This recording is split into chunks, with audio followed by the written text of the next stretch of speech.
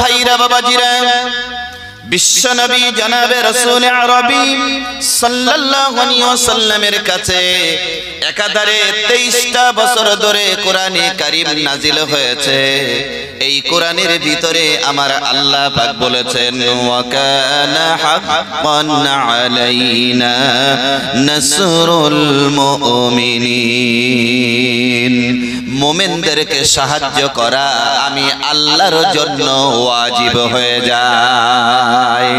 আরেকটু জোরে বলতে হবে, আরেকটু প্রাণ খুলে বলেন সুবহানাল্লাহ। রাসূল বলছেন, আল্লাহ পাক রাসূলকে দিয়ে বলিয়েছেন, যে ব্যক্তি মুমিন তাকে সাহায্য করা আল্লাহর জন্য বাধ্যবাধকতা। সুবহানাল্লাহ বলবেন না? দুনিয়ার বিচারে গোটা ভারতবর্ষ জুড়ে, গোটা বাংলা জুড়ে সর্বত্র ওই যে ব্যানারে লেখা রয়েছে আই লাভ হযরত মুহাম্মদ সাল্লাল্লাহু আলাইহি ওয়াসাল্লাম, এটা একটা দিকে উম্মতি মুহাম্মাদের একটা জিহাদি মনোভাব, ঠিক না? কেউ যদি এই ব্যানার দেখার কারণে অসন্তুষ্ট হয়, মনক্ষুণ্ণ হয়, যে ব্যক্তি এটা টানাবে তার উপরে চাপ সৃষ্টি হয়। কত ব্যক্তির উপরে চাপ সৃষ্টি করতে পারে একটু দেখি তো। এই মন মানসিকতাটা প্রকারান্তে এটা জিহাদি মনোভাব। আর কেউ যখন জিহাদি মনোভাব নিয়ে অগ্রসর হয় তখন আল্লাহর মদদ তার উপরে নামতে থাকে। সুবহানাল্লাহ। রাসূলের ভালোবাসা, রাসূলের মহব্বত যদি কারো অন্তঃকরণে জায়গা পায় তার জন্য জান্নাতের রাস্তাটা খুলে যায়। আর কেউ যদি রাসূলুল্লাহর বিরোধিতায় নিয়োজিত হয়ে যায় তার জন্য জাহান্নামের রাস্তাটা খুলে যায়। এই দুটো কথা বলেছি। আমার ভাইরা বাবাজিরা, বিশ্বনবী জনাবে রাসূল আরবী সাল্লাল্লাহু আলাইহি ওয়াসাল্লাম এমন একজন পয়গম্বর যার ব্যাপারে আল্লাহ রাব্বুল আলামিন কোরআনে কারীমের ভিতরে বলেছেন কত সুন্দর কথা। আল্লাহ পাক বলেছেন, কুল ইয়া আইয়ুহান নাসু ইন্নী রাসূলুল্লাহি ইলাইকুম জামিআ। আগে বলেন সুবহানাল্লাহ। আল্লাহ পাক বলছেন, কুল, ও নবী আপনি বলুন, হে বিশ্বের মানব সকল। আমার কথার দিকে একটু মন দেন। আল্লাহ পাক বলছেন, ও নবী আপনি বলুন, হে বিশ্বের মানব সকল, আমি তোমাদের সকলের জন্য আল্লাহর পক্ষ থেকে প্রেরিত হয়েছি। সুবহানাল্লাহ বলেন। রাসূল করিম সাল্লাল্লাহু আলাইহি ওয়াসাল্লামের উপরে কোরআন নাজিল হয়েছে 23 বছর ধরে। এই কোরআনে কারীমের মধ্যে 114টা সূরা রয়েছে, কোরআনের মধ্যে 30টা পারা আছে, কোরআনের মধ্যে 6666টা আয়াত আছে। কোরআনে কারীমের দিল বলা হয় সূরা ইয়াসিনকে, কোরআনের মা বলা হয় সূরা ফাতিহাকে, কোরআনের তাজ বলা হয় সূরাতুর রহমানকে। এই কোরআনে কারীমের মধ্যে রাজনীতি, অর্থনীতি, সমাজনীতি, বন্দিনীতি, চুক্তিনীতি, সন্ধিনীতি, রাষ্ট্রনীতি, পররাষ্ট্রনীতি, অস্ত্রনীতি, যুদ্ধনীতি আছে। রাসূল তা করেছেন এবং কোরআনে কারীম দিয়ে বিশ্বনবী রোম, শাম, পারস্য বিজয় করেছেন। সুবহানাল্লাহ বলবেন না? আরেকটু জোরে বলবেন না সুবহানাল্লাহ? আজকে চতুর্দিকে এই যে ব্যানারে লেখা আছে আই লাভ মুহাম্মদ সাল্লাল্লাহু আলাইহি ওয়াসাল্লাম, এটা রাসূলের প্রতি উম্মতের প্রকারান্তে এক রকমের ভালোবাসার নিদর্শন। রাসূলের গায়ে কোন রকমের কলঙ্কের দাগ পড়বে আর উম্মত তা সহ্য করবে, এটা তো হতে পারে। এটা আবু জাহেল সহ্য করতে পারে, আবু লাহাব সহ্য করতে পারে, উতবা, শাইবা, মুগীরা তারা সহ্য করতে পারে। সমাজের যারা নাস্তিকতায় বিশ্বাসী, খোদাদ্রোহী, কোরআন বিরোধী, রাসূল বিরোধী, এটা তারা সহ্য করতে পারে। উম্মতি মুহাম্মাদি, দাতা, সহযোগী, সমর্থক, উম্মত প্রেমী এটা কোনোদিন সহ্য করতে পারে না, ঠিক না? কথাটা মনে রাখতে হবে। যুবকদেরকে উৎসাহিত করতে হবে। তরুণেরা, যুবকেরা তারা জাতির মেরুদণ্ড। আজকে সর্বত্র 100টার মধ্যে অন্তত 95টা মাহফিলের আয়োজন করে নওজোয়ান, তরুণ জওয়ান যুবকেরা। ইউটিউবার ভাইরা, আমি কি খুব ভুল বললাম বলে মনে হয়? সর্বত্র যুবকেরা। কেন? আমার ভাইরা, বাবাজিরা, প্রিয় নবী জনাবে রাসূল আরবি সাল্লাল্লাহু আলাইহি ওয়াসাল্লাম তিনি বলেছেন, আমি যখন আল্লাহর দ্বীনের প্রচার করছিলাম, কলেমার দাওয়াত যখন মানুষের কাছে দিতেছিলাম, আল্লাহ পাকের কোরআনে কারীমের দাওয়াত যখন দিতেছিলাম, ওই সময় বিরোধিতা করেছিল বুড়োরা আর সহযোগিতা করেছিল যুবকেরা। ব্যাখ্যা দেওয়া লাগবে না? আবু জাহেল, আবু লাহাব, উতবা, সাইবা, মুগীরা এদের বয়স ছিল 40-এর ঊর্ধ্বে। উল্টো দিকে যদি যাই, হযরতে আবু বকর সিদ্দিক রাদিয়াল্লাহু আনহু যখন ইসলাম কবুল করেছেন বয়স তার 37 বছর। হযরতে ওমর যখন ইসলাম কবুল করেছেন বয়স তার 26 বছর। হযরতে ওসমান যখন ইসলাম কবুল করেছেন বয়স তার 34 বছর। হযরতে আলী যখন ইসলাম কবুল করেছেন বয়স তার 8.5 মতান্তরে 10 বছর। হযরতে আব্দুল্লাহ জুলবাজাতাইন যখন ইসলাম কবুল করেছেন বয়স তার 20 বছর। হযরতে সাদ বিন আবি ওয়াক্কাস যখন ইসলাম কবুল করেছেন বয়স তার 19 বছর। হযরতে আব্দুর রহমান ইবনে আউফ যখন ইসলাম কবুল করেছেন বয়স তার 17 বছর। এই জন্য প্রিয় নবী বলেছেন, আমার আল্লাহর দ্বীন প্রচারের কাজে সহযোগিতা করেছে যুবকেরা আর বিরোধিতা করেছে বুড়োরা। এই বিরোধী যারা ছিল তাদের মধ্যে একজনের নাম হলো আবু লাহাব। এই ব্যক্তিটা ছিল রাসূলের আপন চাচা। বিরোধিতার কথা আগে বলি, পরে সহযোগিতা করার কথা বলি, তাহলে আপনাদের বুঝতে সুবিধা হবে। আবু জাহেল, আবু লাহাব এদের সব সময় চেষ্টা ছিল মুহাম্মদকে দুনিয়া থেকে বিদায় করে দেওয়া। কিছু মনে নেবেন না, বেয়াদবি মাপ চেয়ে বলছি, আমি 7 তারিখে ওমরা থেকে ফিরেছি। আল্লাহর মেহেরবানি বেশ কিছু জায়গা আল্লাহ পাক আমাকে দেখিয়েছেন। দুটো একটা কথা তার থেকে একটু বলি, যেটা নবী করিম সাল্লাল্লাহু আলাইহি ওয়াসাল্লামের সহযোগিতা এবং উল্টো দিকে নবীজির বিরোধিতার সঙ্গে একেবারেই জুড়ে আছে।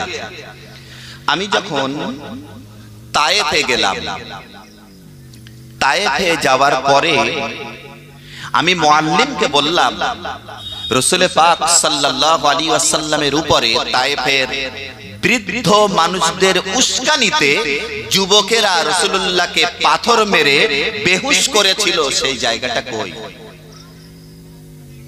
আহারে, যারা ওমরা করেছেন অথবা হজ করেছেন, যারা তায়েফ দেখেছেন অবাক হয়ে যাবেন। আমি সেখানে যে প্রথমেই বললাম রাসূলুল্লাহকে মেরেছিল, বেহুশ করেছিল, সেই জায়গাটা আমাকে একটু দেখাবেন? মুআল্লিম সঙ্গে সঙ্গে আমাকে বললেন, এই যে প্রাচীর দিয়ে ঘেরা আছে এই জায়গাটাতে রাসূল করিম সাল্লাল্লাহু আলাইহি ওয়াসাল্লামকে বেহুশ করেছিল। নবী করিম সাল্লাল্লাহু আলাইহি ওয়াসাল্লাম ওখান থেকে কিছুটা দূরে একটা জায়গায় যেয়ে দাঁড়ালেন। সেখানে একটা ছোট্ট মসজিদ বানিয়ে রেখেছে। মসজিদটার নাম হলো আদ্দাস, আইন দাল আলিফ সিন। আমি জিজ্ঞেস করলাম মুআল্লিমকে যে এখানে আদ্দাস নামীয় মসজিদ, এটার কারণ কি? উনি আমাকে জবাব দিলেন, এই ব্যক্তিটা ইনি একজন ইহুদি। রাসূল করিম সাল্লাল্লাহু আলাইহি ওয়াসাল্লামকে এক গ্লাস আঙ্গুরের রস করে দিয়েছিলেন। রাসূলুল্লাহ সাল্লাল্লাহু আলাইহি ওয়াসাল্লাম সেই আঙ্গুরের রস পান করার পরে একটু স্বস্তি পেয়েছিলেন। ইহুদি ইসলাম কবুল করলেন এবং তার নামে একটা মসজিদ এখানে বানানো হলো।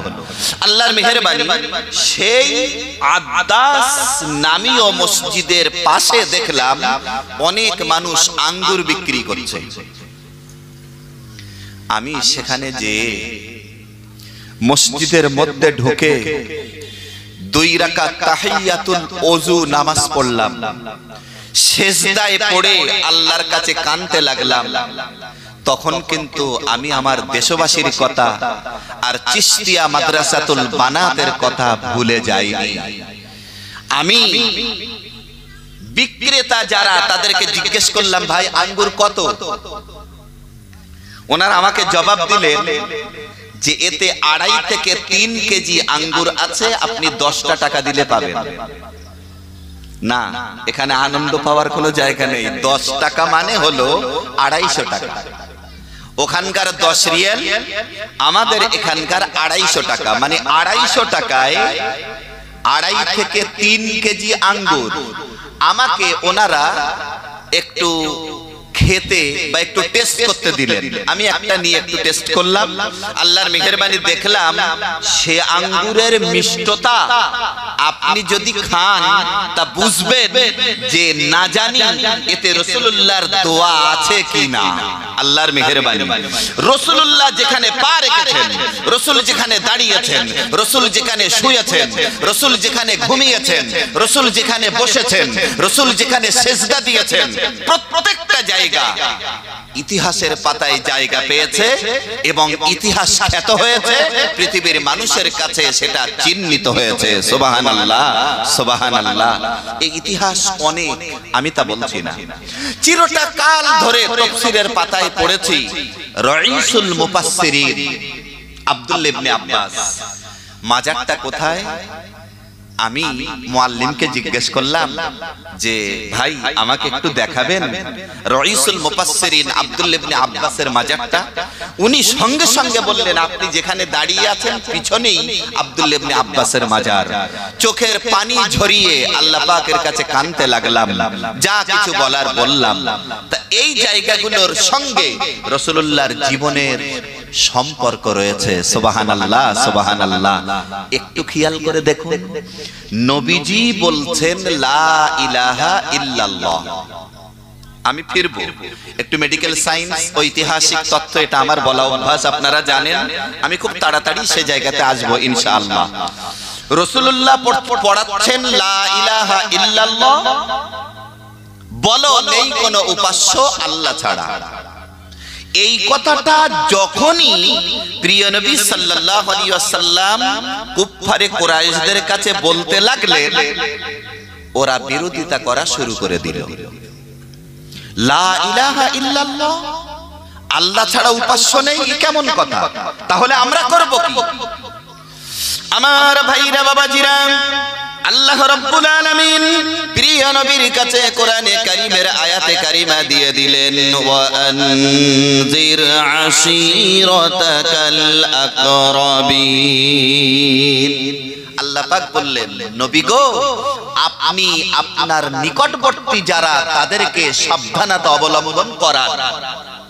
আমার ভাইরা বাবাজিরা, নবীজি দেখতে পাচ্ছেন আমার নিজের চাচা আবু লাহাব কলমা পড়েনি, গোত্রীয় চাচা আবু জাহেল কলমা পড়েনি, উতবা সাইবা মুগীরা তারা কলমা পড়েনি। এমত অবস্থায় বিশ্বনবী এতটুকুও দেরি না করে তাদের কাছে কলমার দাওয়াত দিতে যাবেন। এমন সময় নবীজি তাদের মাঝে বললেন, আমি যদি বলি এই পাহাড়ের পিছনে বিরাট একটা শত্রু গোষ্ঠী আছে, তাহলে বলো চাচারা তোমরা কি সেটা বিশ্বাস করবে? কথাটা বুঝতে পেরেছেন তো বাবাজিরা, ভাইরা সবাই? নবীজি বললেন, ও আমার চাচারা, আমি যদি বলি এই পাহাড়ের পিছনে একটা শত্রু গোষ্ঠী আছে, তোমরা বিশ্বাস করবে? স্বীকারোক্তিটা দেখো। ওরা তখন বলছে, মুহাম্মদ, আমরাই তোমাকে বলেছি আল আমিন, তুমি সত্যবাদী। সুবহানাল্লাহ বলবেন না? আর একটু জোরে বলবেন না? একটু আওয়াজ দেন, নারাই তাকবীর। তুমি যদি বলো এই পাহাড়ের পিছনে শত্রু আছে, আমরা নিশ্চিন্ত মনে নির্দ্বিধায় বিনা কৈফিয়তে তা বিশ্বাস করব। নবীজি বললেন, এর চেয়ে বড় শত্রু তোমাদেরকে ডাকছে, যদি তোমরা আমার কথা না শোনো। আমার কথার মার পেশ কিছু বুঝতে পাচ্ছেন তো? অসুবিধা হচ্ছে না তো? রাসূল বললেন এর চেয়ে বড় শত্রু অপেক্ষা করছে যদি তোমরা আমার কথা না শোনো। মানে নবীজি বলছেন বলো লা ইলাহা ইল্লাল্লাহ মুহাম্মাদুর রাসূলুল্লাহ, ওরা তো সেটা মানে না, অস্বীকার করে। প্রিয় নবী জনাবে রাসূল আরবি সাল্লাল্লাহু আলাইহি ওয়াসাল্লাম যখন এই কথা বলেছেন, আবু লাহাব সঙ্গে সঙ্গে বলেছে মুহাম্মদ এই জন্যই মনে হয় আমাদেরকে তুমি ডেকেছিলে কলেমার দাওয়াত দিবে, তাই রাসূল করিম সাল্লাল্লাহু আলাইহি ওয়াসাল্লাম সঙ্গে সঙ্গে বললেন ওমা আতাকুমুর রাসূল ফাখুযুহু ওমা নাহাকুম আনহু ফান্তাহু। আল্লাহ পাক বলছেন আমার নবী তোমাদের জন্য যেটা বলেছেন হ্যাঁ সেটা মানো, আমার নবী তোমাদের জন্য যেটা বলেছেন না সেটা বর্জন করো। কথা বুঝেছেন? বুঝতে পেরেছেন? রাসূল বললেন এর চেয়ে বড় শত্রু অপেক্ষা করছে, মানে জাহান্নাম। পড়ো। রাসূল বললেন শোনো, তোমরা আমাকে মেরেছো আমি তা সহ্য করেছি, আমাকে তোমরা রক্তাক্ত করেছো আমি তাও সহ্য করেছি, আমার মাথায় উটের পচা ভুঁড়ি ফেলে দিয়েছো আমি তাও সহ্য করেছি, মক্কার গলিতে আমাকে চাদর দিয়ে পেঁচ লাগিয়ে আমাকে বেহুশ করে দিয়েছো আমি তাও সহ্য করেছি। ও আমার বংশীয় মানুষেরা, ও আমার এলাকাবাসী, ও আমার উম্মতেরা, তোমাদের কাছে বলছি তোমরা পড়ো লা ইলাহা ইল্লাল্লাহ, এটা পড়ো জান্নাতের রাস্তাটা খোলো। সুবহানাল্লাহ বলবেন না? রাসূল যেই বললেন পড়ো লা ইলাহা ইল্লাল্লাহ, আবু লাহাব তখন বলছে ও এই জন্য ডেকেছিলে কলেমার দাওয়াত দেবে, তাই রাসূলুল্লাহ তাদের ভালো রাস্তা দেখাচ্ছিলেন না খারাপ রাস্তা একটু বলবেন? ভালো রাস্তা, সবাই বলেন ভালো রাস্তা। নবীজি যখনই কলমার দাওয়াত দিলেন সঙ্গে সঙ্গে আবু লাহাব জমিন থেকে পাথর তুলেছে, তুলে রাসূলুল্লাহর দিকে নিক্ষেপ করেছে। রাসূলের গায়ে পাথরের আঘাত আসবে, আল্লাহ পাক কি চুপ করে থাকতে পারেন? আল্লাহ পাক বললেন ইয়া আইয়ুহান নাবিয়্যু হাসবুকাল্লাহ, ও নবী আমি আল্লাহ আপনার হেফাজত করনেওয়ালা। সুবহানাল্লাহ বলবেন না? সারা দুনিয়া জুড়ে যদি রাসূলুল্লাহর বিরুদ্ধাচরণ করে আর আমার আল্লাহ যদি রাসূলুল্লাহর সহায় থাকেন, সারা দুনিয়া রাসূলুল্লাহর কিচ্ছু করতে পারবে? আমরা উম্মতি মুহাম্মাদি চতুর্দিকে লিখছি আই লাভ মুহাম্মদ সাল্লাল্লাহু আলাইহি ওয়াসাল্লাম। আমি আবারও বলছি এটা অবশ্যই উম্মত রাসূলের প্রতি এ নিদর্শন থাকাটা দরকার, আরো লাগা। অসুবিধা আছে? তবে কেবলমাত্র আই লাভ মুহাম্মদ সাল্লাল্লাহু আলাইহি ওয়াসাল্লাম টাঙালেই প্রকৃত উম্মতের সার্টিফিকেট কিন্তু পাওয়া যাবে না। রাগ করলেন কথাটা বললাম? সত্যটাই বলেছি। এবার দেখুন আমার ভাইরা বাবাজিরা, প্রিয় নবী জনাবে রাসূল আরবি সাল্লাল্লাহু আলাইহি ওয়াসাল্লামের গায়ে যখন আবু লাহাব পাথর নিক্ষেপ করেছে, আল্লাহ রাব্বুল আলামিন এতটুকু দেরি করলেন না, সঙ্গে সঙ্গে হযরতে জিবরিল আমিন আলাইহিস সালামকে বললেন জিবরাইল আর দেরি করো না, তাড়াতাড়ি করে চলে যাও আমার হাবিবের কাছে যে বার্তাটা দিয়ে দাও, তাব্বাত ইয়াদা আবি লাহাবি ওয়া তাব। একদম সহজ করে বলছি যাতে আপনাদের বুঝতে সুবিধা হয়। ধ্বংস হোক আবু লাহাবের দুটো হাত এবং সে নিজেও ধ্বংস হোক। এ বার্তা কার? কোরআন কার বাণী? আল্লাহ। আল্লাহ বলছেন জিবরাইল এই বার্তাটা নিয়ে আমার রাসূলকে শুনিয়ে দাও। আমার ভাইরা বাবাজিরা, হযরত জিবরিল আমিন আলাইহিস সালাম যখনই রাসূলের কাছে এসে এই বার্তাটা দিয়ে দিলেন, তাব্বাত ইয়াদা আবি লাহাবি ওয়া তাব, হযরত রাসূল বললেন, ইয়া আখিহি জিবরাইল, হে ভাই জিবরাইল, এইটা কি আমাকে সান্ত্বনা দেওয়ার জন্য আল্লাহ দিয়েছেন, না বিশ্ব মানবতার কাছে এটা ছড়ানোর জন্য দিয়েছেন? হযরত জিবরিল আমিন আলাইহিস সালাম তখন বললেন, ইয়া রাসূলুল্লাহ, ইয়া হাবিবাল্লাহ, হুজুর, একদিকে আপনাকে সান্ত্বনা দেওয়ার জন্য আল্লাহ দিয়েছেন, আর একটা দিকে বিশ্ব মানবতার কাছে এ বার্তা আপনি পৌঁছাবেন। হযরত জিবরিল আমিন আলাইহিস সালাম যখনই এই কথা বলেছেন, প্রিয় নবী আমার বলতে শুরু করে দিলেন, তাব্বাত ইয়াদা আবি লাহাবি ওয়া তাব, ধ্বংস হোক আবু লাহাবের দুটো হাত এবং সে নিজেও। এই কথাটা চলে গেল আবু লাহাবের কানে। আবু লাহাব কিন্তু রাসূলুল্লাহর আপন চাচা। আবু লাহাবের কানে যখনই চলে গেল, আবু লাহাব তখন বলছে, এই উতবা, উতাইবা, দুটো ছেলে, উতবা, উতাইবা, শোন। হ্যাঁ আব্বা, কি হয়েছে? কি হয়েছে জানিস না? ওই বাপ নেই, মা নেই, এতিম ছেলেটা কি বলছে শুনেছিস? কি বলছে? আরে বলছে তোর বাপের দুটো হাত ধ্বংস হোক, সে নিজেও ধ্বংস হোক। ব্যবস্থা নিবি না? শুনছেন তো বাবাজি? ব্যবস্থা কিছু নিবি না? উতবা উতাইবা সঙ্গে সঙ্গে বলছে, আব্বা কি ব্যবস্থা নেব? আরে ব্যবস্থা কি নিবি জানিস না? মুহাম্মাদের দুটো মেয়েকে তো তোরা দুই ভাই বিবাহ করেছিস, মুহাম্মাদের দুটো মেয়েকে মুহাম্মাদের বাড়িতে ফিরিয়ে দিয়ে আয়, এটাই তার জন্য বড় শাস্তি। যদি কিছু মনে না নেন, আমি আরেকটু ডিপে যাব। রাসূলুল্লাহ সাল্লাল্লাহু আলাইহি ওয়াসাল্লামের চার মেয়ে। আবু লাহাব রাসূলুল্লাহর চাচা, রাসূল হলেন আবু লাহাবের ভাতিজা, মানে ভাই ভাই। তাহলে রাসূলুল্লাহ আর আবু লাহাব ছেলে বাপের সম্পর্ক, খুব খেয়াল করুন, ছেলে বাপের সম্পর্ক। রাসূলুল্লাহর মেয়ে আর আবু লাহাবের ছেলে সম্পর্কে কি হচ্ছে একটু বিচার করুন, বুঝতে পারেন?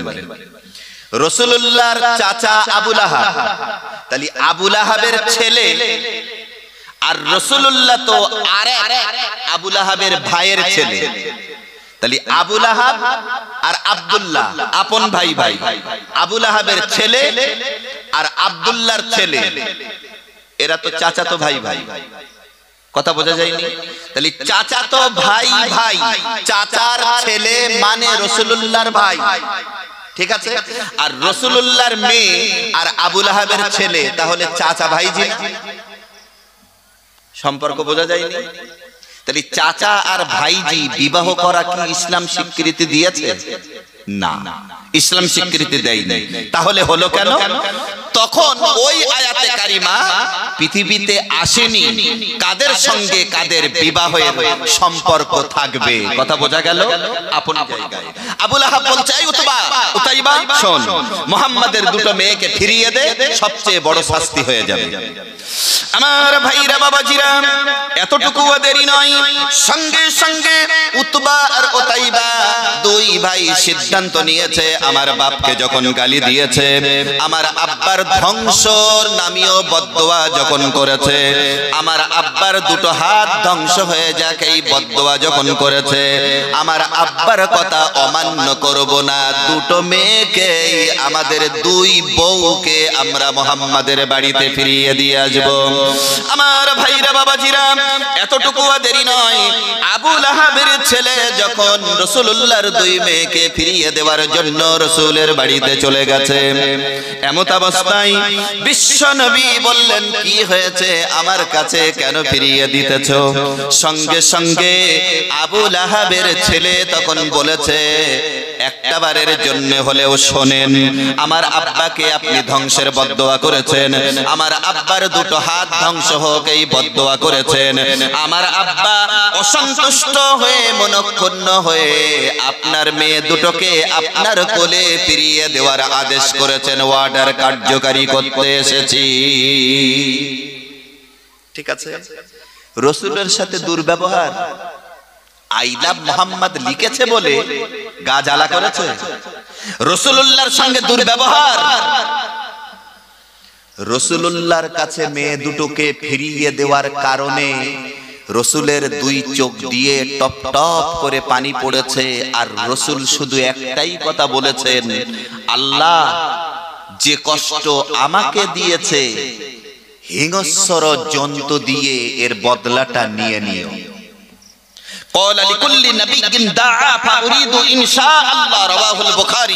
নবীদের প্রতিটা দোয়া আমার আল্লাহর কাছে কবুল। সুবহানাল্লাহ বলবেন না? একদম ভিত কথাটাই বলছি, পুরো গোড়ার কথাটাই বলছি, একটু খেয়াল করুন আমার ভাইরা বাবাজিরা। রাসূলুল্লাহর দুটো কন্যাকে, রাসূলুল্লাহর দুই মেয়েকে আবু লাহাবের ছেলে যখন ফিরিয়ে দিয়ে এসেছে, ফিরিয়ে দিয়ে বাড়িতে এসে বলেছে, আব্বা কাজ ফাতে, তার মানে হলো আমরা ফিনিশ করে দিয়েছি। আমাদের ঘরে মুহাম্মাদের দুইটা কন্যা ছিল, মুহাম্মাদের দুইটা মেয়ে ছিল। আল্লাহ আব্বা তোমার কথা অনুযায়ী মুহাম্মাদের বাড়িতে দুটোইকে ফিরিয়ে দিয়ে এসেছি। আবু লাহাব ওই সময় একটাই কথা জিজ্ঞাসা করেছিল, ছেলেরা যখন মেয়ে দুটোকে ফিরিয়ে দিয়েছিলে মুহাম্মদ কি তখন কিছু বলেছিল? চিন্তা করছেন বাবাজি, কিছু বলেছিল? মেয়ে দুটোকে যখন ফিরিয়ে দিলে মুহাম্মদ কিছু বলেছিল? সঙ্গে সঙ্গে ছেলে বলল, আব্বা বলেছিল। কি বলেছিল? না, মুহাম্মদ তার চোখ দিয়ে পানি ঝরছিল আর এই কথাটাই বলেছে, হিংস্র জন্তু দিয়ে এর বদলাটা নিয়ে নিও। আবু লাহাব বলছে, ওরে ছেলেরা সর্বনাশ হয়ে গেছে, হাতে করে সর্বনাশ করলাম। শুনে রাখ বাবারা, মুহাম্মাদের আল্লাহ মুহাম্মাদের কোন কথাকে ফিরিয়ে দেন না। জোরে বলবেন না? আর একটু জোরে বলবেন না? মুহাম্মাদের আল্লাহ, মুহাম্মদ যা বলে মুহাম্মাদের আল্লাহ তাই শোনে। যদি ওই কথা বলে থাকে তোদের বাপ হয়ে বলছি তৈরি থাক, হিংস্র জন্তু দ্বারা তোর জীবনের প্রাণহানি ঘটবে। রাসূলের সাথে দুর্ব্যবহার, তাই না? আজকে যদি চিন্তা করি, বিখ্যাত ব্রিটিশ মনীষী জর্জ বার্নার্ড শা, এই দেশের একজন গায়ের মুসলিমদের জাতির জনক মহাত্মা গান্ধী, শ্রীমতী ইন্দিরা গান্ধী, মাতঙ্গিনী হাজেরা, বাদল দীনেশ প্রফুল্ল চাকি, স্বামী বিবেকানন্দ, নেতাজি সুভাষচন্দ্র বোস সহ ইতিহাস খ্যাত ঐতিহাসিক যারা, সাহিত্যিক যারা, বড় বড় দার্শনিক যারা, তারাও রাসূল করিম সাল্লাল্লাহু আলাইহি ওয়াসাল্লামকে শ্রেষ্ঠত্বর আসনে বসিয়েছে। সুবহানাল্লাহ বলবেন না? আপনারা আরেকটু জোরে বলেন। আমার আলোচনা বুঝতে কি অসুবিধা হচ্ছে? কঠিন লাগছে আপনাদের? একদম পরিষ্কার করে বলছি তো, রাসূল করিম সাল্লাল্লাহু আলাইহি ওয়াসাল্লাম কত বড় মহামানব। আরো একটু এগিয়ে যাই, আল্লাহ পাক রাসূলের প্রতিটা কথা শোনেন, এটা তার বাস্তবতা। আবু লাহাব বলতে লাগলো, শোন বাবা, যদি মুহাম্মদ এই কথা বলে থাকে তাহলে তৈরি থাক বাবা, তোর জীবনটা হিংস্র জন্তু দিয়েই তোর প্রাণহানি ঘটবে। দিন চলছে, দিনের পর দিন চলে যায়, সপ্তাহের পর সপ্তাহ চলে যায়, মাসের পর মাস চলে যায়। এক পর্যায়ে আবু লাহাব আর দেরি না করে সঙ্গে সঙ্গে ঘোষণা করে দিয়েছে, আমি একটু বাইরে সফরে যাব, বেড়াতে যাব, যদি তোমরা কেউ যেতে চাও তাহলে তৈরি হয়ে যাও।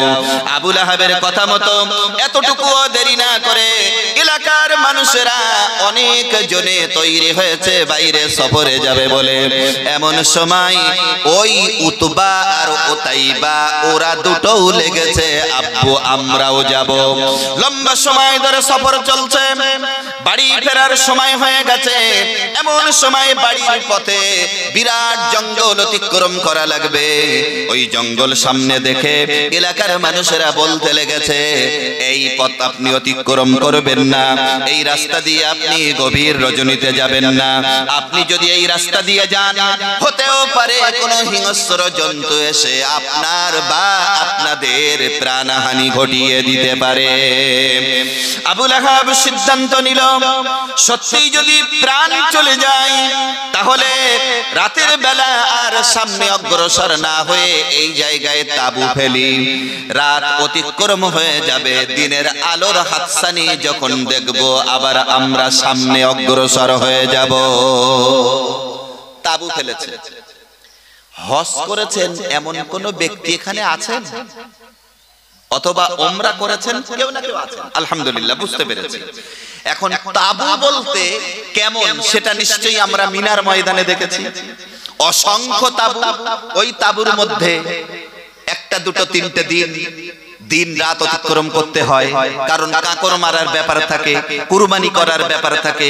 মুজদালিফা থেকে মিনায় আসতে হয়, মিনা থেকে আরাফাতে যেতে হয়, আবার আরাফা থেকে কাকর মারতে আসতে হয়, মিনায় ঢুকতে হয়, ইত্যাদি ইত্যাদি। ওই যে তাবু ওরকম একটা থাকার জায়গা মতো করেছে। এমত অবস্থায় গভীর রজনীতে আবু লাহাব বলে দিচ্ছে, এই তুমি ওখানে থাকো, তুমি ওখানে থাকো, তুমি এখানে থাকো, আমার সঙ্গে তুমি থাকো, আর তুমি ওই উপরে থাকো। কাকে বলেছে? রাসূলুল্লাহর কাছে যে মেয়ে ফিরিয়ে দিয়ে এসেছিল, তুমি থাকো উপরে। এখন উপরে জায়গা করে দিয়েছে। হিংস্র জন্তু রাসূলের দোয়া এসে গেল, একটার কাছে যায়, এটা আমার শিকার নয়, আরেকটার কাছে যায়, এটা আমার শিকার নয়, আরেকটার কাছে যায়, এটাও আমার শিকার নয়। সব টেস্ট করা হয়ে গেছে বাঘের। আল্লাহর পক্ষ থেকে যখন আসে তখন তার খুঁজে পেতে দেরি হয় না। উপরের দিকে বাঘ একবার দৃষ্টি ছেড়েছে, সঙ্গে সঙ্গে উপরে তো একটা তাবু দ্রাম করে ঠেলে উঠেছে এবং আগাম নাসিকায় এসে গেল শিকারের ঘ্রাণ। একেবারে হিংস্র জন্তু যেমন আক্রমণ করে, আক্রমণাত্মক চিন্তা ভাবনা নিয়ে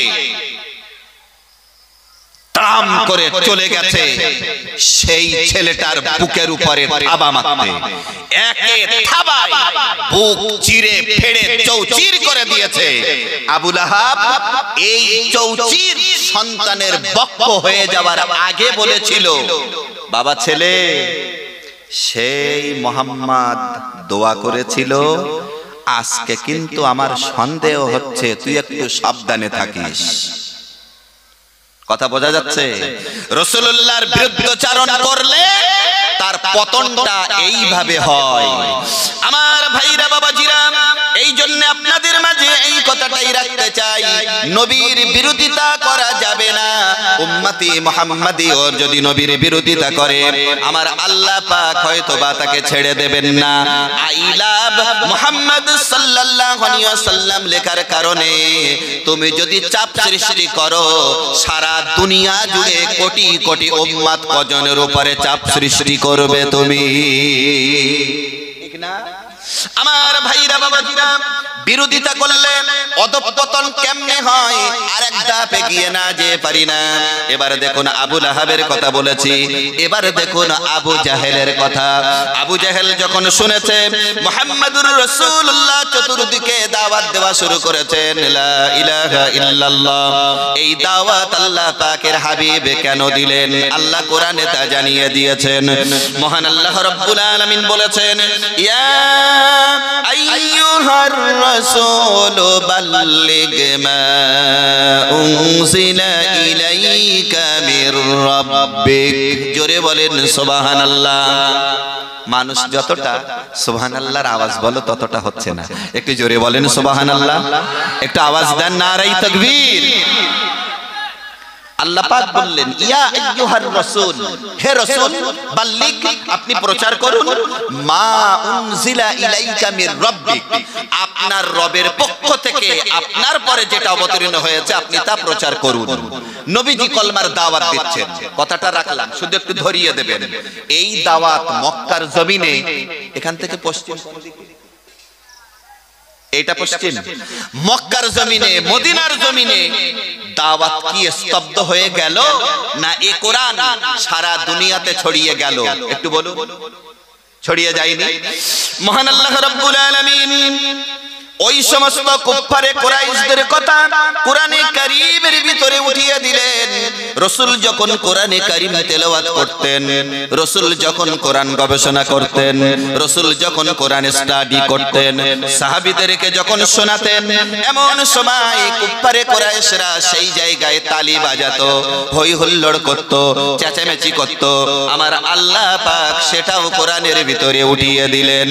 আল্লাহ কোরআনের ভিতরে বলেছেন وقال الذين كفروا لا تسمعوا لهذا القرآن। কুফারে কুরাইশরা সিদ্ধান্ত নিল কোরআন যেখানে আলোচনা হবে, স্টাডি হবে, গবেষণা হবে, মোতালা হবে, হই হুল্লোড় করো, তালি বাজাও, ডিস্টার্ব করো, এমন চেঁচামেচি করো যাতে কোরআন সর্বত্র পৌঁছানো না যায় এবং কোরআন যেন গবেষণা করতে না পারে। বলুন বাবাজিরা, কোরআন কি মক্কার জমিনে আটকে আছে? না, পায়রাগাছা গ্রামেও এসেছে। আসেনি?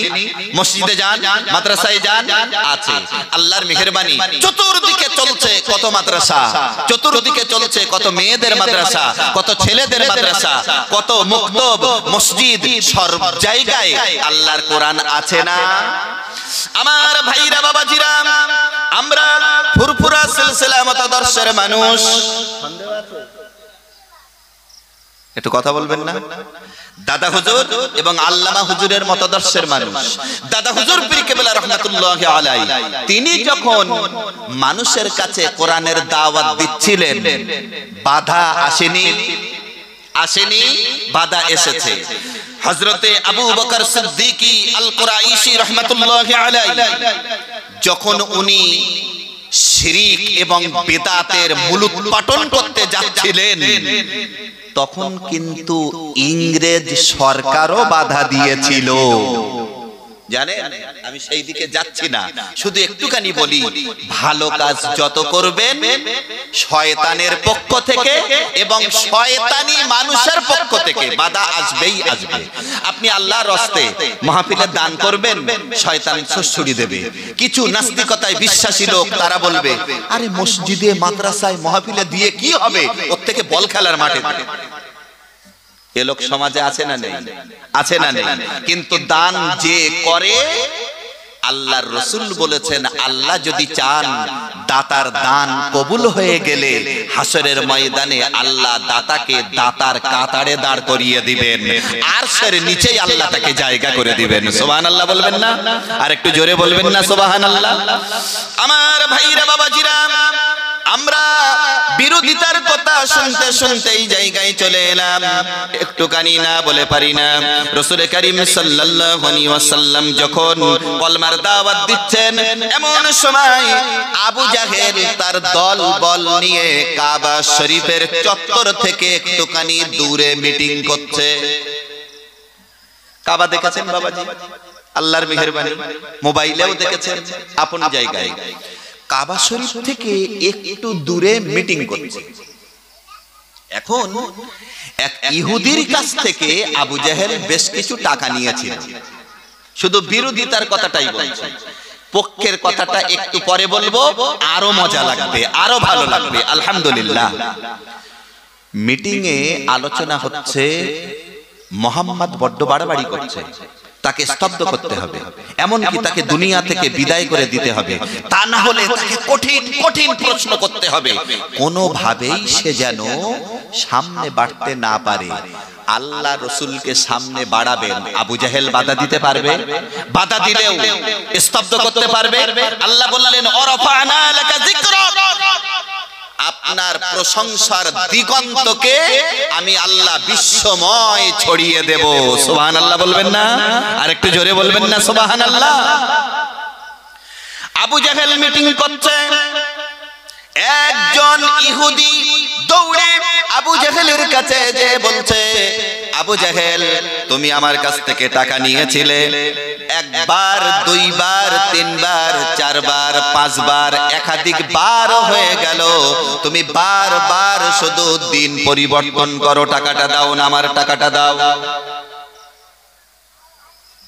আমি এখন মিটিং করছি, তুমি টাকা নিতে এসেছো। মোড়ল হলে মেজাজ একটু কড়া হয় না? রাগ করছেন না তো? যদি মোড়ল হয় তার মেজাজ একটু গরম হয়, কিন্তু যারা বিনয়ী তাদের মেজাজ গরম হয় না। মহান আল্লাহ রাব্বুল আলামিন বলেছেন, ওয়া ইবাদুর রাহমানিল্লাযীনা ইয়ামশুনা আলাল আরদি ওয়া ইযা খাতাবাহুমুল জাহিলুনা ক্বালু সালামা। আল্লাহ রাব্বুল আলামিন বলেন, রহমানের বান্দা যারা, তারা জমিনের উপরে দাম্ভিকতার সঙ্গে চলে না, অহংকার করে না, বিনয়ী বিনম্র হই তারা চলে। ছোট যখন রাস্তায় চলে বড়কে দেখে সালাম দেয়, আবার বড় যখন তার চেয়ে বড় কাউকে দেখে তখন তাকে সালাম বলে, সম্মান করে। বড়দের সামনে খই দিতে বাড়ি দেয় না, বড়দের সামনে দাঁড়িয়ে পেশাব করে না, এমনকি মানবতা এবং মানবিকতা নিয়েই তারা চলতে থাকে। রাস্তার ধারে তাস পিটছে, শ্রদ্ধেয় একজন ব্যক্তিত্ব রাস্তার পাশ দিয়ে যাচ্ছে, সঙ্গে সঙ্গে বিনয়ী যারা, নম্র যারা, ভদ্র যারা, তারা কি করে?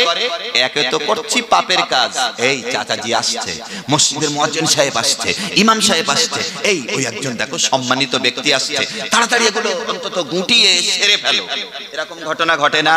রাসূল বলছেন, মাল্লাম ইয়ারহাম সগীরানা ওয়া লাম ইউক্কির কাবীরানা ফালাইসা মিন্না। যে বড় ছোটকে স্নেহ করে না আর যে ছোট বড়কে সম্মান করে না, রাসূল বলছেন সে আমার দলভুক্ত হতে পারে না। আল্লাহ অর্থ সম্পদ সবাইকে দেন না। আল্লাহ যাদের অর্থ দেন, এমন অন্তর আল্লাহ তাদেরকে দান করেন। অর্থ দিয়েছি তোকে, তোর অন্তর আমি আল্লাহ চিনি, দে, দ্বীনের রাস্তায় উজাড় করে দে, আমি আল্লাহ তোরে আরো দেব। সুবহানাল্লাহ বলবেন না? কিছু মানুষ আছে যারা দ্বীনের রাস্তায় দেয় না, কিন্তু অনইসলামিক পথে তারা ব্যয় করতে এতটুকুও পিছপা হয় না। আন্দাজে কথা বলছি না, এগিয়ে যায়। ইহুদি যখন টাকা চেয়েছে, পাওনা টাকা দিতে নারাজ, এমন সময় একজন লোক সঙ্গে সঙ্গে বলল, এই শোনো পাওনাদার, আবু জাহেল তোমার টাকা এখনো দেয়নি? না, এখনো দেয়নি। তুমি জানো না এই যে ওই যে যাচ্ছে একটা মানুষ, দেখো, মানে রাসূল যাচ্ছেন হেঁটে, রাসূলুল্লাহ, ওই যে মুহাম্মদ, ওই লোকটার কাছে যে একবার নালিশ দাও যে আবু জাহেল টাকা নিয়েছে অথচ এখনো দেয়নি, ওই লোকটার কাছে যে বলো, লোকটা তোমার পাওনা টাকা পাইয়ে দেওয়ার ব্যবস্থা করে দেবে। সুবহানাল্লাহ বলেন, আর একটু জোরে বলেন সুবহানাল্লাহ। ইহুদি তখন বলছে, তাই? এত বড় কথা? প্রিয় নবী সাল্লাল্লাহু আলাইহি ওয়াসাল্লামের কাছে দৌড়ে চলে গেল লোকটা।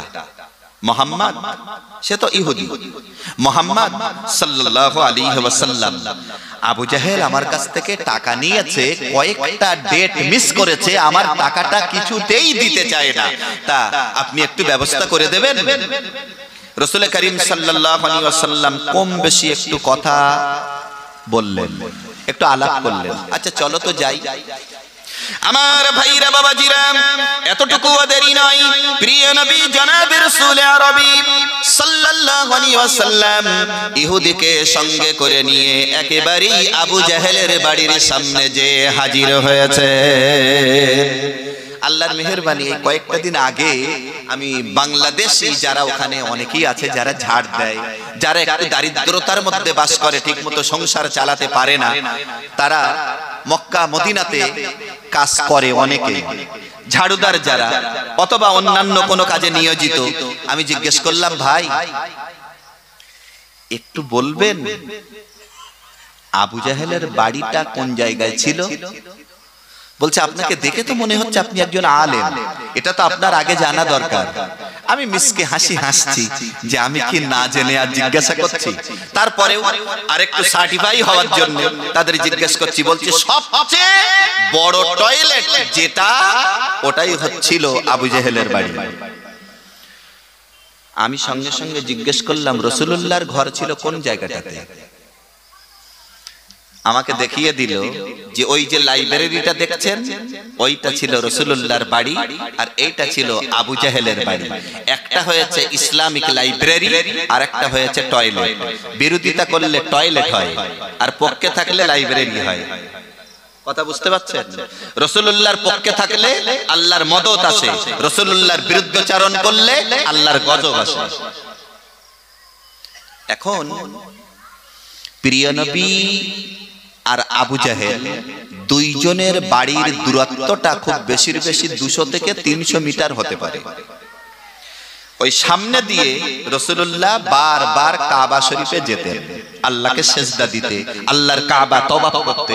এমত অবস্থায় ওই ইহুদি যখন বলেছে, সঙ্গে সঙ্গে রাসূল ইহুদিকে সাথে করে নিয়ে আবু জাহেলের বাড়ির সামনে যে হাজির।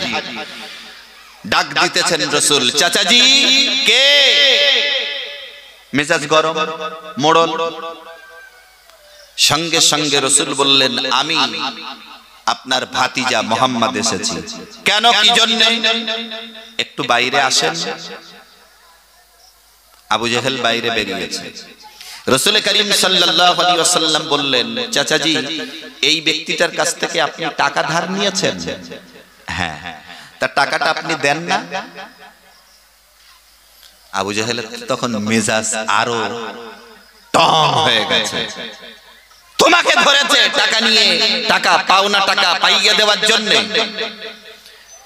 রাসূল কিচ্ছু বলছেন না। প্রিয় নবী সাল্লাল্লাহু আলাইহি ওয়াসাল্লামের সামনে আবু জাহেল যখন এতটুকু গরম হয়েছে, রাসূল শুধু একটা কথা বললেন, চাচাজি পাওনাদারের টাকাটা আপনি ফিরিয়ে দেন, পাওনাটা দিয়ে দেন। এই পর্যন্তই কথা। আবু জাহেল দেওয়ার জায়গায় যেন ইতস্তত করছে।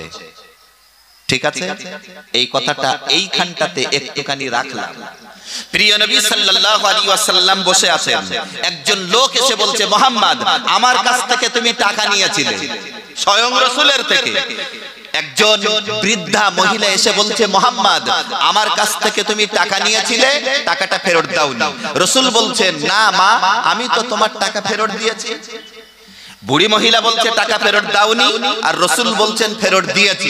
রাসূল বলছেন ফেরত দিয়েছি, এতে কি কোনো সন্দেহ থাকতে পারে? এমন সময় পাশে দাঁড়িয়ে ছিলেন সিদ্দিকে আকবর হযরত আবু বকর সিদ্দিক রাদিয়াল্লাহু আনহু। উনি হঠাৎ করে বললেন, হুজুর আমি সাক্ষী যে আপনি ওই বুড়ি মহিলার টাকা ফেরত দিয়েছেন। রাসূল বললেন, আবু বকর তা কি করে হয়? এই পাশে দাঁড়ালেই ওই কাঁধ বাঁধিয়ে ঠেলা এক শ্রেণীর লোক আছে না, অগ্র পশ্চাৎ কিচ্ছু জানবে না, ঠেলতেই থাকবে। একটু সাদামাটা কথা বললাম। এখন আবু বকর সিদ্দিক রাদিয়াল্লাহু আনহু সঙ্গে সঙ্গে বলছেন,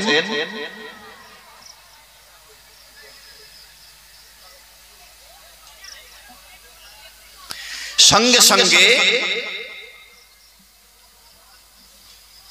এই কথাটাই বুড়ি মহিলা যখনই বলেছে যে তুমি টাকা ফেরত দাওনি, আবু বকর সিদ্দিক রাদিয়াল্লাহু আনহু তখন বলছেন, হুজুর আমি সাক্ষী আপনি টাকা ফেরত দিয়েছেন। রাসূল বলছেন, তা কি করে হয়? আমি যখন টাকা নিয়েছিলাম তুমি সামনে ছিলে না, তুমি জানো না। আবার যখন টাকা ফেরত দিয়েছি তাও তুমি জানো না, তুমি সামনে ছিলে না। তুমি কি করে বলছো যে আমি বুড়ি মহিলার টাকা ফেরত দিয়েছি তা তুমি জানো? যুক্তিটা দেখেছেন? রাসূলুল্লাহর পাশে দাঁড়িয়ে বিশ্ব বিখ্যাত উম্মাত আবু বকর সিদ্দিক রাদিয়াল্লাহু আনহু বলেছেন মানে রাসূল অম্লান বদনে তা মেনে নিয়ে ফেলবেন, তাহলে কি বিশ্বনবী হতে পারতেন? এমন সময় হযরতে আবু বকর সিদ্দিক রাদিয়াল্লাহু আনহু সঙ্গে সঙ্গে বললেন, হুজুর এই বুড়ি মহিলার টাকা আপনি ফেরত দিয়েছেন, আমি সাক্ষী। নবীজি আবারও বললেন, তা কি করে হয়? সঙ্গে সঙ্গে হযরতে আবু বকর বললেন, হুজুর আমি সাক্ষী, আবারও বলছি, 1000 বার বলবো, মরণ পর্যন্ত বলবো, আল্লাহ যদি হায়াত দেন কিয়ামত পর্যন্ত বলবো আপনি বুড়ি মহিলার টাকা ফেরত দিয়েছেন। রাসূল বললেন, আবু বকর কেমনে হয়? হযরতে আবু বকর সিদ্দিক রাদিয়াল্লাহু আনহু তখন বললেন, হুজুর আপনি বলেছেন জাহান্নাম আছে, জীবনে দেখিনি, আপনার কথা অনুযায়ী সেটা বিশ্বাস করেছি। আপনি বলেছেন জান্নাত আছে, জীবনে কোনোদিন দেখিনি, আপনার কথা অনুযায়ী সেটা বিশ্বাস করেছি।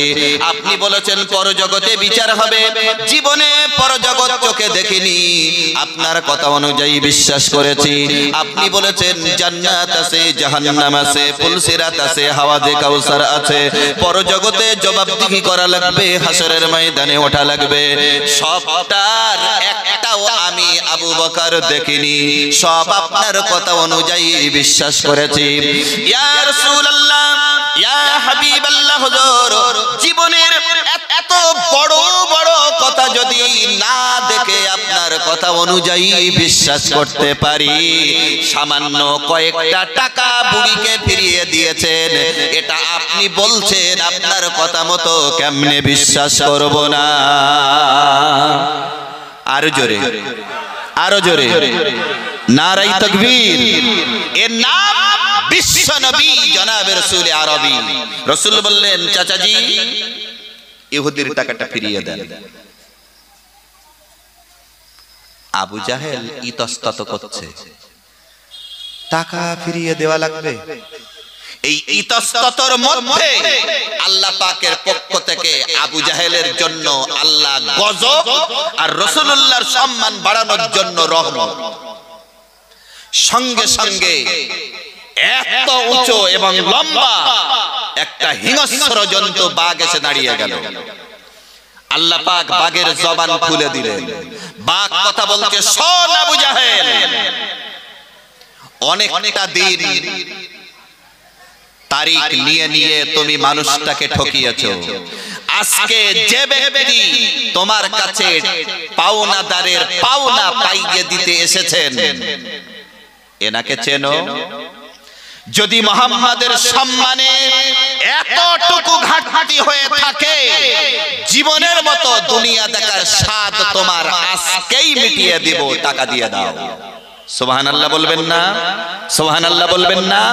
হিংস্র জন্তু রাসূলুল্লাহর মর্যাদা বুঝেছেন, কাকর পাথর রাসূলের মর্যাদা বুঝেছেন, একটা গাছ রাসূলের মর্যাদা বুঝেছে, কাকর পাথর রাসূলের মর্যাদা বুঝেছে।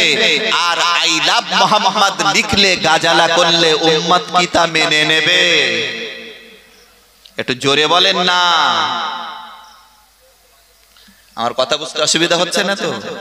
তাহলে রাসূলুল্লাহর মর্যাদা বাড়ানোর মালিক আল্লাহ। আমার ভাইরা বাবাজিরা, আর একটুখানি এগিয়ে যাই। প্রিয় নবী জনাবে রাসূল আরবি সাল্লাল্লাহু আলাইহি ওয়াসাল্লাম মক্কার গলি দিয়ে হেঁটে যাচ্ছেন। আমি এখন পর্যন্ত যা বলছি সব কিন্তু রাসূলুল্লাহর বিরোধিতা যারা করেছে তাদের কথা।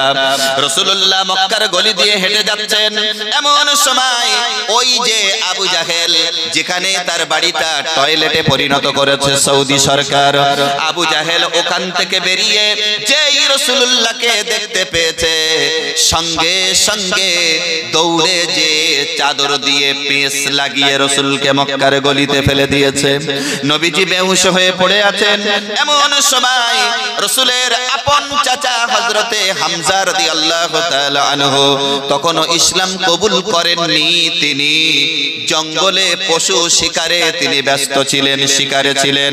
এমন অবস্থায় হযরতে রাসূলের চাচা হামজা রাদিয়াল্লাহু আনহু এসে বাড়িতে দাসীর মুখে শুনেছেন আল্লাহর নবীকে আবু জেহেল মক্কার গলিতে মেরেছে। চাচাজি বাড়িতে এক গ্লাস পানি পান করলেন না, একটা দানা পর্যন্ত মুখে দিলেন না, দৌড়ে তীর ধনুক নিয়ে বেরিয়েছেন। আমার ভাতিজা মুহাম্মদকে কে মেরেছে একটু জানতে চাই। রাসূলুল্লাহর পাশে হযরতে হামজা রাদিয়াল্লাহু আনহু তিনি বসে গেলেন আর বললেন, বাবা ছেলে বলো কে তোমাকে মেরেছে? হযরতে রাসূল বললেন, চাচাজি আজকে আমাকে মেরেছে আবু জেহেল। সঙ্গে সঙ্গে হযরতে রাসূলের চাচা হামজা রাদিয়াল্লাহু আনহু বললেন, বাবা ছেলে আবু জেহেল কোথায় আছে তুমি কি একটু বলে দিতে পারো? হযরতে রাসূল বললেন, চাচাজি আমি তা বলতে পারবো না। হযরতে হামজা রাদিয়াল্লাহু আনহু আর দেরি করলেন না, ক্ষিপ্র গতিতে তীর ধনুক নিয়ে একেবারেই রাসূলুল্লাহর বাড়ি থেকে খুব বেশি 100-200 মিটার গেলেই কাবার চত্বর কাবা। হযরতে আমিরে হামজা রাদিয়াল্লাহু আনহু আর দেরি করলেন না, চলে গেলেন কাবার চত্বরে। আবু জেহেলকে দেখতে পেলেন। আবু জেহেল একটা জায়গায় দাঁড়িয়ে আছে পাথরের উপরে। এক পর্যায়ে দেখা গেল হযরতে হামজা রাদিয়াল্লাহু আনহু আর দেরি না করে তীর নিয়ে ধনুক নিয়ে হযরতে রাসূলের চাচা হামজা একেবারেই আবু জেহেলের সামনে যে হাজির। এরে আবু জেহেল, আমার ভাতিজা মুহাম্মদকে মারলি কেন বল? কথা শুনতে পাচ্ছেন? আমার ভাতিজা মুহাম্মদকে মারলি কেন বল? কি অপরাধ করেছেন তিনি? আপনার 10 বিঘা জমি আত্মসাৎ করেছেন? না। আপনার বাড়িতে যে উৎপাত করেছেন? না। কেন মারলি?